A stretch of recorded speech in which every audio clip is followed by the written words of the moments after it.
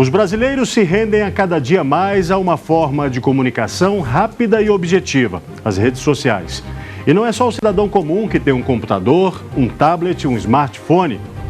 As grandes empresas e até instituições tradicionais criam perfis e já descobriram que não dá para ficar de fora desse universo que é virtual, mas que pode transformar a nossa realidade. Somos esses infantes, cujos meios amantes nunca devem lutar. Quartel-General do Exército. Morremos para o Brasil nos consagrar. O que esses militares têm a ver com as mídias sociais? Tudo!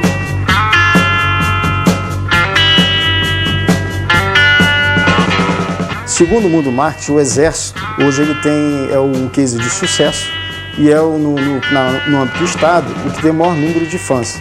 Atualmente nós temos 370 mil fãs no Facebook. Que legal. E o pessoal não interage? Como é que é isso, Tenente Coronel? Eles comentam, tiram dúvidas? Eles tiram dúvidas, todas as postagens que nós colocamos na parte operacional, eles comentam as fotos, comentam os filmes que nós produzimos aqui, colocamos no Facebook.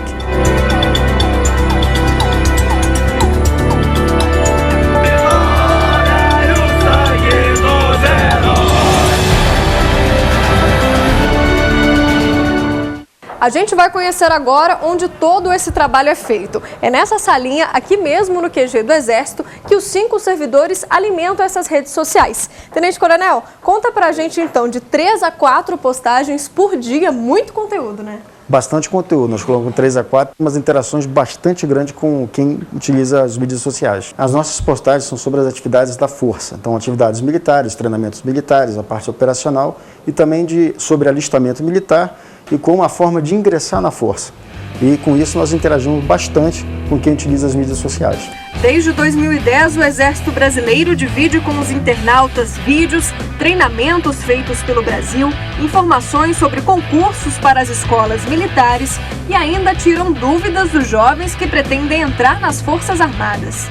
O que eles mais gostam de ver, assim? A parte operacional, a parte de treinamento militar, o soldado trabalhando, o soldado executando atividade militar, atirando, fazendo transposição de curso d'água. Tem quartel que está fazendo atividade operacional, ele tira a foto, manda para cá e nós colocamos em tempo real a foto mandada por essa unidade. E qual teria sido o motivo para o Exército querer se aproximar desse público? Tinham pessoas que respondiam em nome do Exército, mas sem pertencer à Força. Ele queria solucionar algumas coisas, perguntas. E nós vimos que a voz oficial, nós entrando, seríamos a voz oficial e responderíamos e tiraríamos as dúvidas corretamente. Então essas postagens diárias, né? Isso instiga também esse seguidor, esse fã, a querer saber sempre mais sobre o Exército?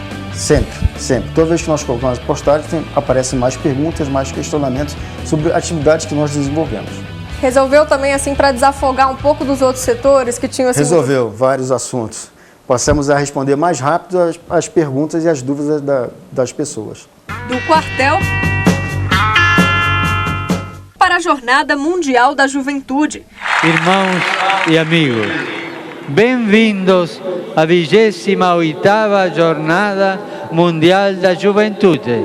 Falando assim, até parece que essas duas áreas não conversam entre si, né? Mas muito pelo contrário. As redes sociais uniram ramos variados e disseminaram na sociedade todo tipo de conhecimento. Até o Papa Francisco se rendeu ao Twitter durante a visita ao Brasil.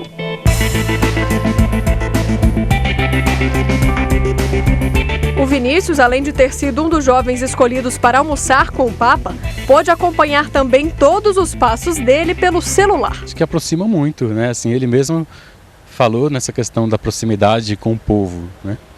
E eu acho que ele estando na internet conecta muito mais os jovens. Mesmo quem não estava lá no Rio de Janeiro conseguiu sentir a emoção da jornada. Eu acho muito importante, assim, eu tenho vários amigos aqui de Brasília que não foram para a jornada e ficaram emocionados só de estarem acompanhando pelo Facebook, pelo Twitter do Papa. É um meio de alcance de pessoas, talvez o meio mais poderoso de alcançar pessoas que a humanidade já criou.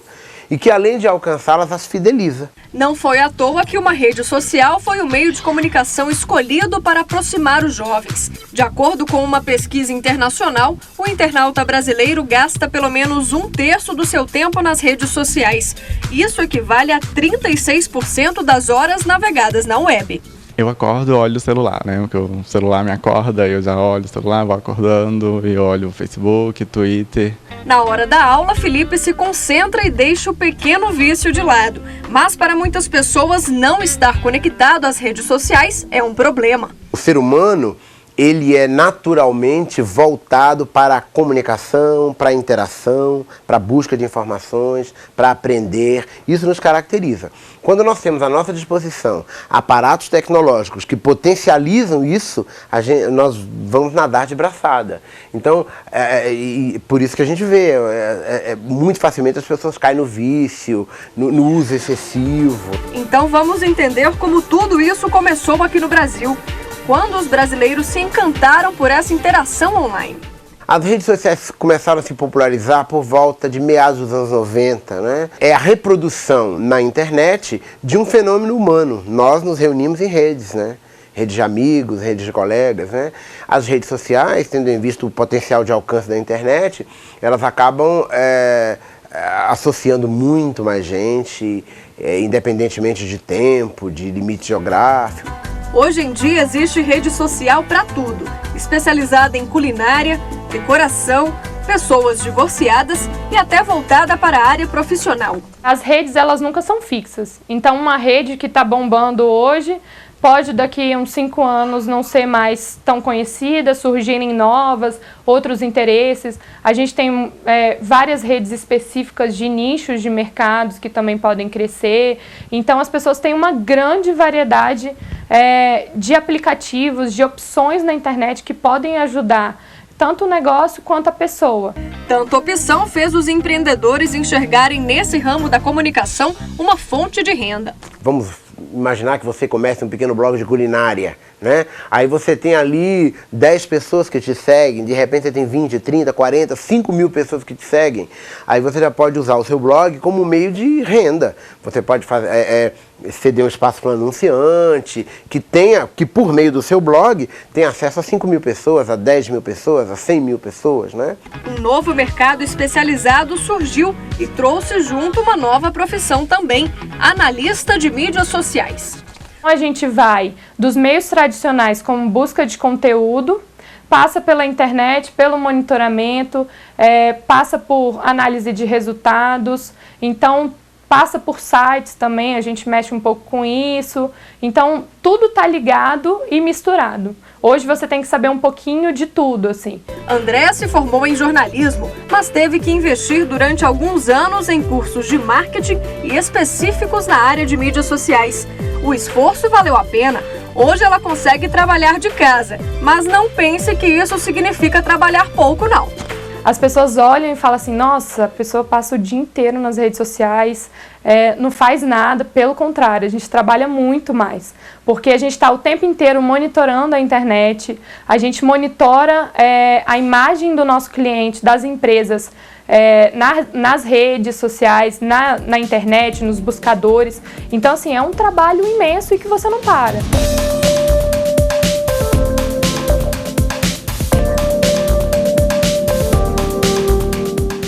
Crimes cibernéticos. O que a lei tem feito para conseguir alcançar os vilões que agem nas redes sociais? É o que você vai ver a seguir, rapidinho. A adesão em massa às redes sociais levou também para esse mundo os vilões da vida real. Injúria, difamação, crimes cibernéticos. É o lado negativo da internet. Mas o direito começa a se especializar nessa área. Leis são criadas para proteger os internautas de bem e alcançar os bandidos que se escondem por trás da tela de um computador.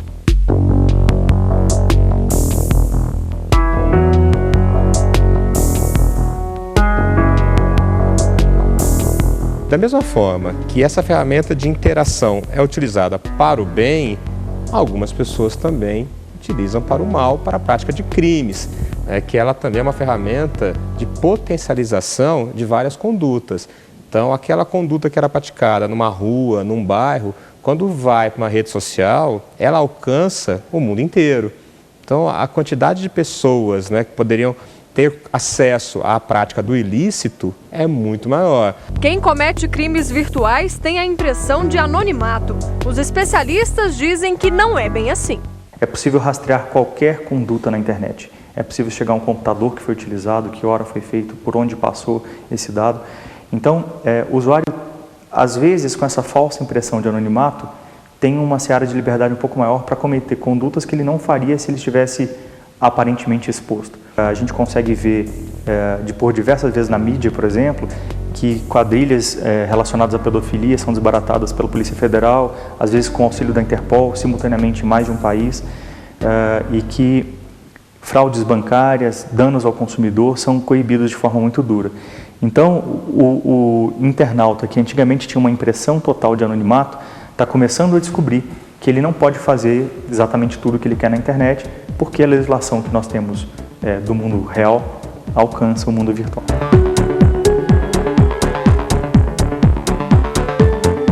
A distância não é uma barreira. As redes sociais conectam pessoas de todas as idades e de toda a parte do mundo. Uma arma poderosa para quem usa esse alcance de forma ilegal. A grande diferença do crime tradicional para o crime virtual é a distância. No crime tradicional, o criminoso e a vítima estão próximos em um mesmo local, normalmente. Então, a coleta das evidências, da investigação, ela é mais fácil. Por quê? Porque é no mesmo cenário. Quando esse crime ele é promovido através da internet, entra esse fator que é a distância.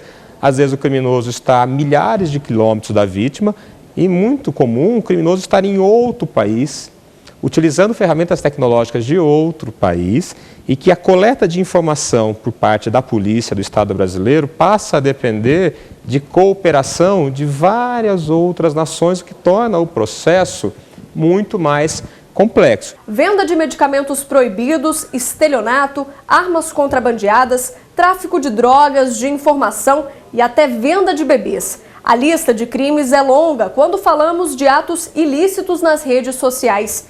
E quando o cliente vira vítima, a quem recorrer? Às vezes a pessoa oferece a venda e a venda é falsa, é estelionato.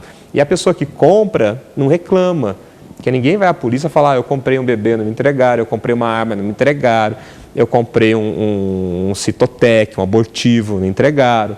Então as pessoas têm que ter consciência também de que isso, além de errado, de crime e colocar em risco a própria saúde, pode ser uma fraude.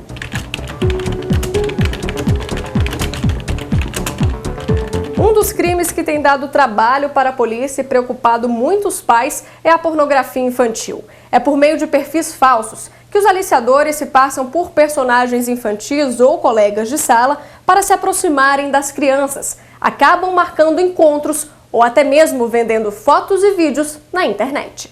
A pessoa se sente protegida e ela acaba se expondo. Começa um relacionamento virtual e mostra parte do seu corpo que a criança mostra, e depois ela passa a ser chantageada para mostrar a outra, senão aquele material pode se tornar público, e esse material é vendido em redes de pornografia de pedófilos. Então é importante que o pai acompanhe, saiba quem, da mesma forma que sempre soube quem eram os amigos de escola.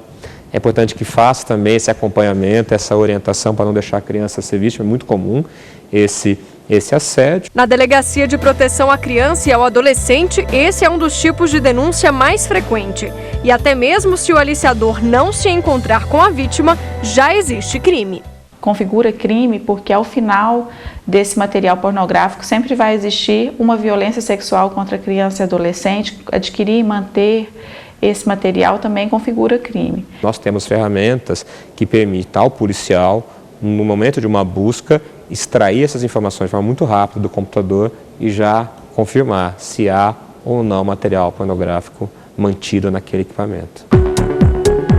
Está previsto em lei guardar qualquer material pornográfico que envolva crianças ou adolescentes ou aliciá-los por algum meio de comunicação pode resultar no mínimo em 1 ano de cadeia. A Polícia Civil de Brasília investiga um blog com pelo menos 20 fotos de meninas. O problema é que depois que essas imagens caem na internet, podem parar em qualquer lugar do mundo, até em uma rede de pedofilia internacional.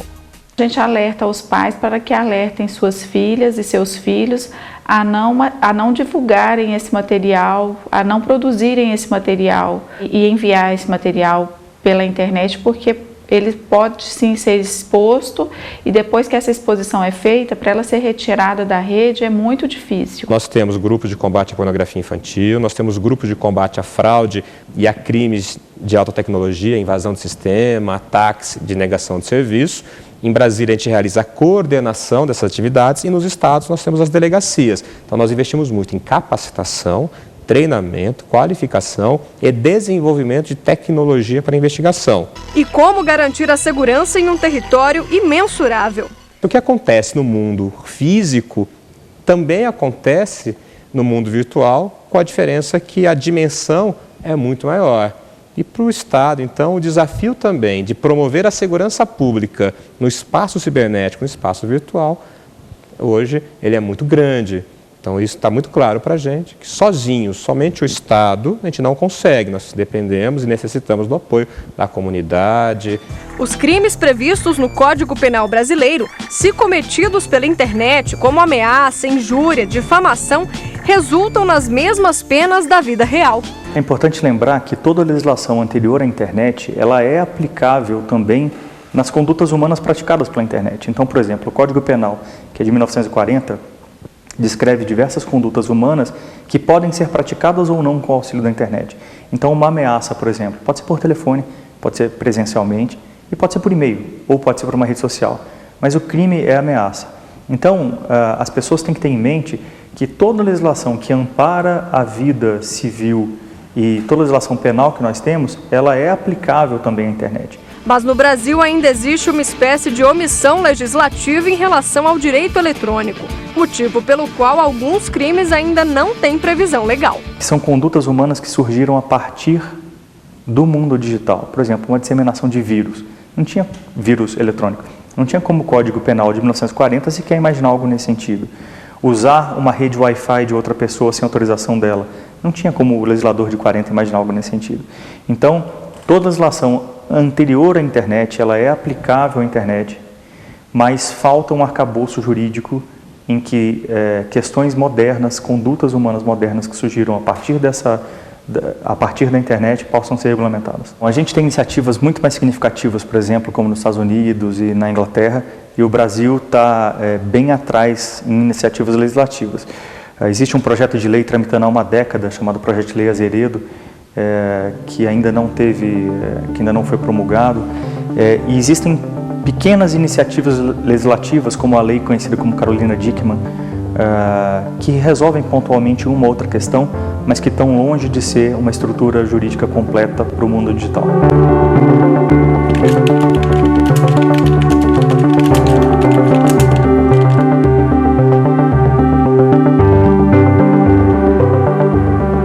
E no próximo bloco, a rede social como caminho para sensibilizar a sociedade e a capacidade de mobilizar milhares de pessoas em alguns minutos.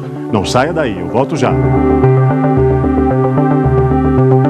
As redes sociais têm servido como caminho para aqueles que querem chamar a atenção de centenas, milhares de pessoas para uma determinada causa, seja política, social, ambiental. Aí está um dos pontos positivos desse meio de comunicação que já se sabe, é capaz de mobilizar milhares de pessoas em poucos minutos.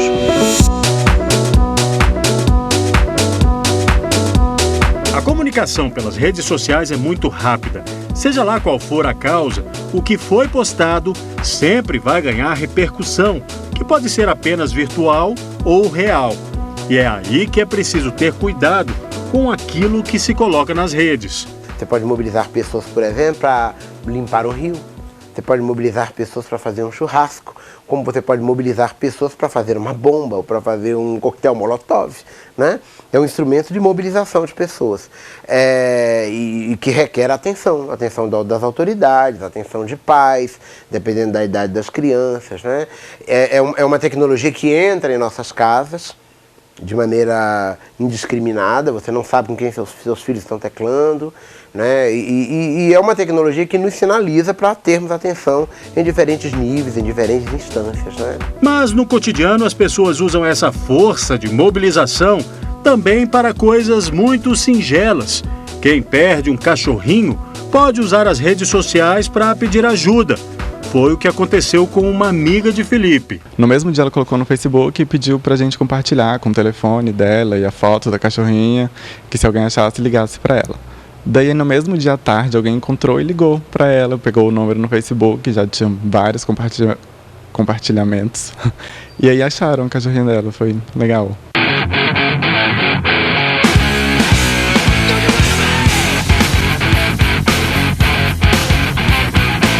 Quando o assunto é a política, a convocação pelas redes sociais ganha dimensão. Os líderes das manifestações que se seguiram por dias no mês passado no Brasil usaram a força das redes sociais para chamar as pessoas. E assim tem sido. Muita gente usa esse meio para transformar a realidade, difundir ideias, propor projetos, buscar a avaliação de um serviço público. Como no mundo real, a maior parte das pessoas de bem interage bem. O mundo virtual reflete como um espelho isso. Então, a maior parte das pessoas interagem de forma bem, saudável, e essas redes virtuais alcançaram um grande sucesso no mundo inteiro. Existem iniciativas fantásticas, como, por exemplo, o Museu do Louvre, que disponibiliza grande parte do seu acervo digitalmente, de modo que você não tenha que se deslocar até o museu para fazer qualquer pesquisa. Muitas universidades fazem a mesma coisa, liberando o seu banco de dados de pesquisas, de trabalhos. Então, a internet ela veio agregar muito à sociedade. O crime ou a má condução é uma exceção, como é na vida real. Que tal usar as redes sociais para avaliar os professores de uma universidade pública? Estudantes do curso de Sociologia da UNB se reuniram em torno dessa iniciativa. Esse grupo funciona para a gente saber como funcionam as aulas dos professores. Aqui a gente pode escolher as matérias e os professores que dão essas matérias. Então, tem um grupo no Facebook que a gente coloca o nome do professor e os alunos que já tiveram aula com esses professores explicam como é que funciona a aula daquele professor. Essa é a gatinha Filó. Estava na rua e foi acolhida por uma ONG que protege os animais. Há 3 meses, foi adotada pela servidora pública Márcia Araújo. É um xodó, mas não o único. Há quase um mês, a casa ganhou alegria extra. É o vira-latas Negão. Quer saber o que significou a chegada desse cãozinho para a família Araújo? Ah, significou muita coisa, né? É assim, como se a gente estivesse recebendo um filho. Ele é mais um filho que veio acrescentar, né, pai? Meu marido é apaixonado por cachorro, ama cachorro, os filhos também. Eu tenho uma moça, tenho um rapaz que, assim, são muito felizes com ele. E ele trouxe, assim, muita alegria para toda a família, né, filho? Olha lá, você fica famoso na câmera lá, ó. Se existem cachorros hiperativos, Negão, que tem 8 meses, certamente é um deles. E olha que uma das patinhas não é perfeita. Foi esmagada em um atropelamento antes de ele chegar à casa de Márcia. Apesar dele ter essa patinha assim e ter sofrido esse acidente, ele é considerado normal. Depois do acidente com o Negão, pessoas se mobilizaram para encontrar um lar para ele. Organizaram uma campanha nas redes sociais. E tá aí, deu certo. Mobilização pelas ONGs, pelas redes sociais, isso é muito importante, é muito gratificante.